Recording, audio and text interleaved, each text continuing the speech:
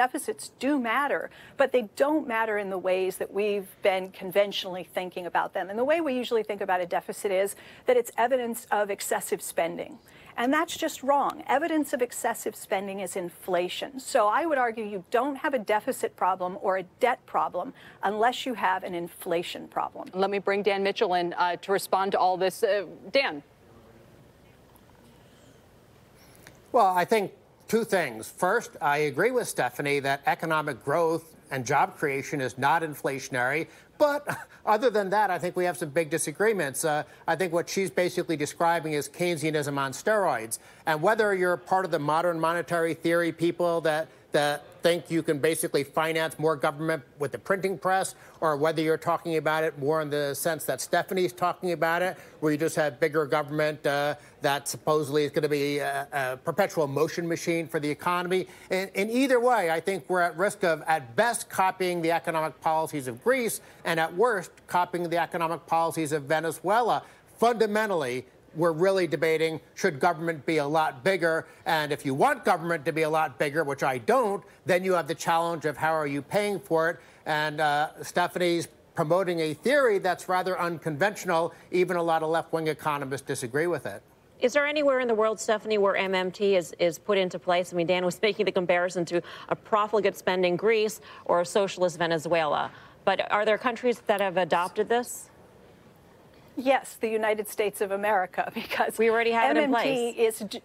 Yeah, it's just a description of how the federal budgeting process already works. And what we're saying is that we're not taking full advantage of the space that we have already today with the system that we have to get better outcomes. And that's what I'm talking about when I say a better mousetrap. We have a system today that does not deliver. We have crises one after another in this country. We have 44 million Americans who are struggling with $1.5 trillion of student loan debt. 45,000 Americans die every year because they don't have health insurance. So, we've got nearly half of the population living in or near poverty. Yeah, no, and I take your point. So let me ask, because a lot of this is coming up coupled with programs like Medicare for All or the Green New Deal.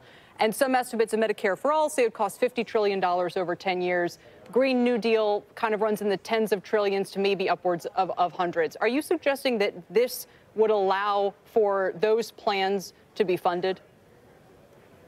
What I'm saying, in the simplest possible terms, is that Congress can write and pass any budget it likes, and the Fed will clear the payments on behalf of the government, okay? So that's just a simple statement of kind of how the government budgeting process works.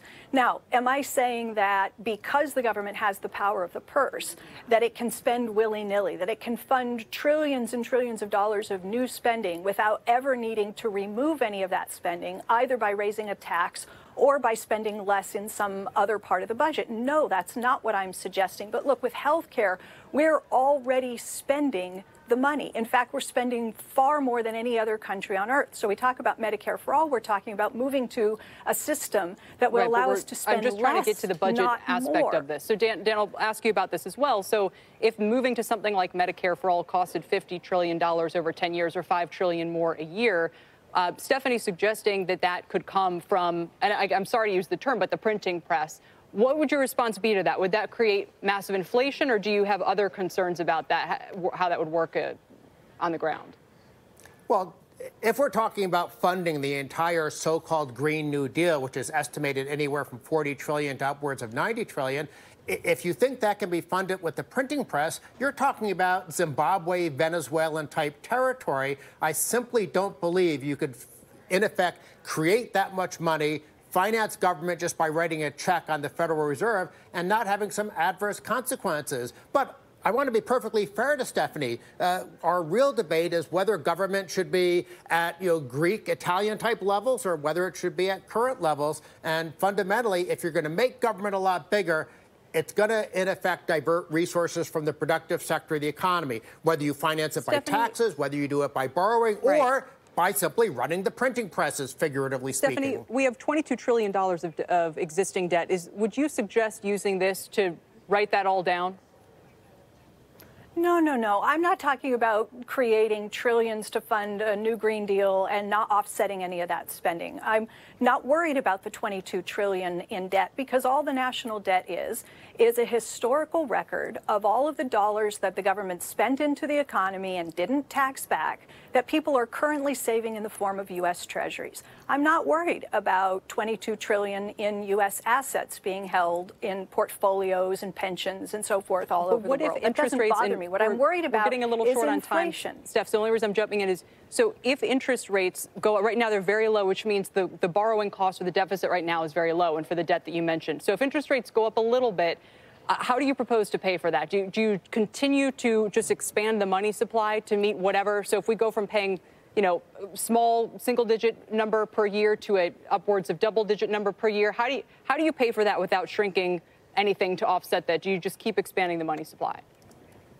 So the government pays interest on the debt the way it pays for anything else. In other words, the Federal Reserve will change the numbers on the bondholders' account, and they will receive an interest income payment. It doesn't work any differently. What it means if interest rates go up is that the subsidy to bondholders gets much bigger. And so we could talk about ways to avoid having that happen, but that's probably a different conversation.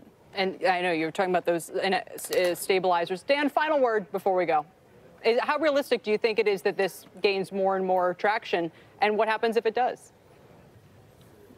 Well, I think 100% of economists on the right of center don't like MMT, and I think probably 75 to 80% of economists on the left don't like it because, simply stated, you can't dramatically expand the burden of government and somehow have it be free. And I think that's what at least some supporters of modern monetary theory want us to believe. The Federal Reserve cannot write checks to finance a Greek-style government because then you wind up with a Venezuelan-style economy. Dan Mitchell, Stephanie Kelton, thank you for joining us today. Thank you.